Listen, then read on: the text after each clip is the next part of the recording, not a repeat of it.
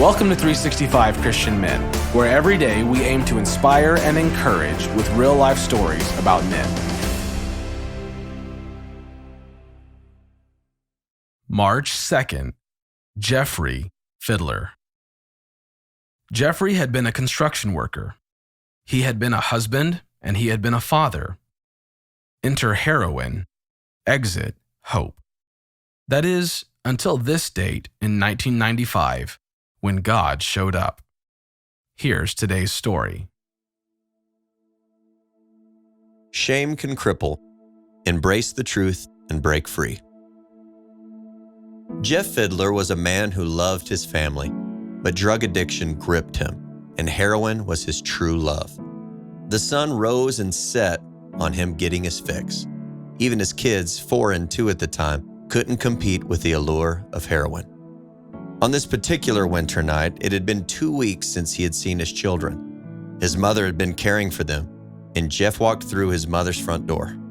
Dirty, dressed in rags, with scraggly hair down to his waist, he knelt in front of his son, who was watching television. "Hey, buddy," Jeff said. "I missed you. Did you miss me?" The little boy ignored him and kept his eyes glued on the TV screen. "I'm going to pick you up this weekend, and we're going to go to the park. Okay, bud?" His son nodded, but never looked in his father's direction. The little boy had heard this before.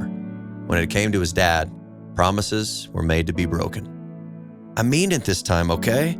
I love you, buddy." Silence.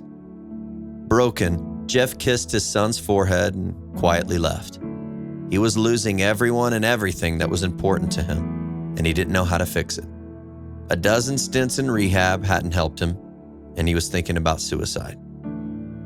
Feeling disgusted with himself, Jeff punched the front door in his dimly lit apartment. He went to the basement and started lifting weights with a fury.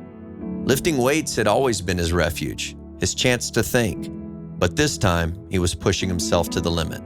Not because he wanted to bulk up, but to punish himself. "I deserve pain," he thought to himself. As his muscles burned and sweat dripped into his eyes, he heard a voice. "Worship me."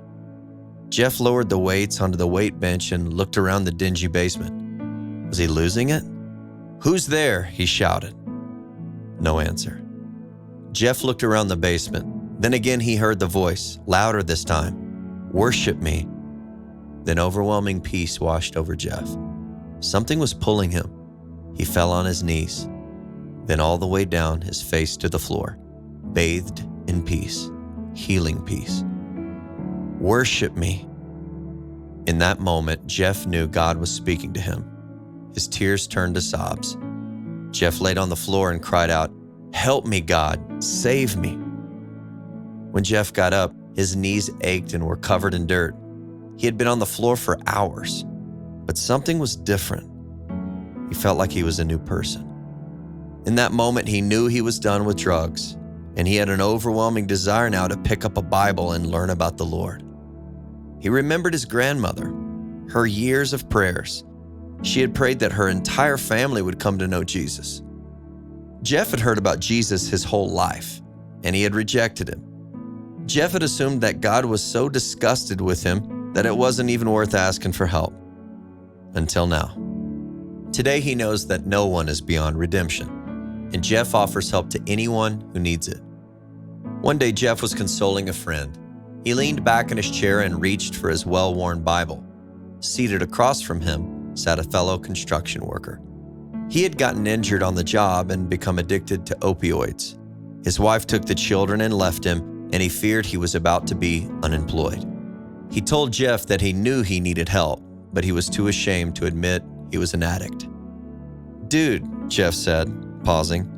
He paged through the word until he found an appropriate verse. Reaching over to place a hand on his coworker's shoulder, Jeff said, "I get it, but God doesn't see you as an addict.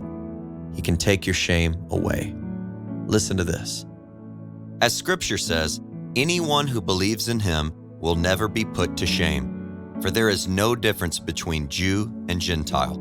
The same Lord is Lord of all and richly blesses all who call on him.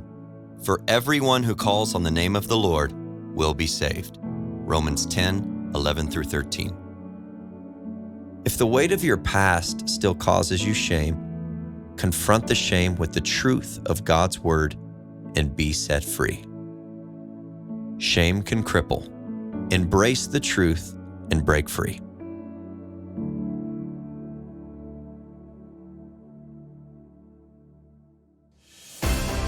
Thank you for listening to today's story. Every day of the year, our hope is to inspire you with real-life stories of faithful men who have gone before us. Hebrews 12:1 says, "Therefore, since we are surrounded by so great a cloud of witnesses, let us lay aside every weight and the sin that so easily ensnares us. Let us run with endurance the race that is set before us." Join us tomorrow for another story at 365christianmen.com.